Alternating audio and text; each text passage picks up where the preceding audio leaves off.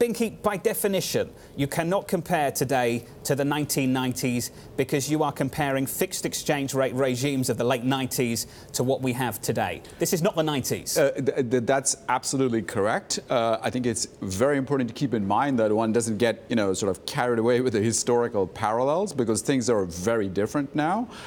In the old days, EM essentially had fixed exchange rates, pretty hard fixed exchange rates.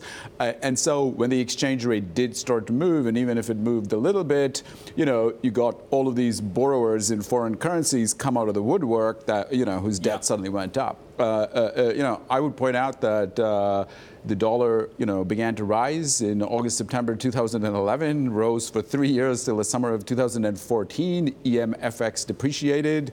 It then went vertical for the next 9 months, courtesy of the ECB. And there's been a long time for people who had unhedged FX exposures to come out of the woodwork.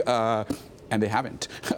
So does it create pressure? Yes. I would argue what we're seeing is, a continuation of basically several large positioning moves that began basically late January, early February. You've seen it in U.S. equities. You've seen it in EM equities. You've seen it in the dollar against the euro. You're seeing it in EM currencies.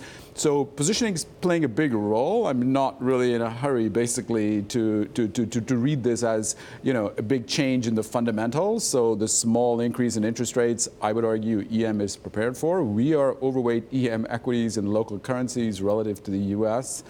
Remain so, and happy to be so.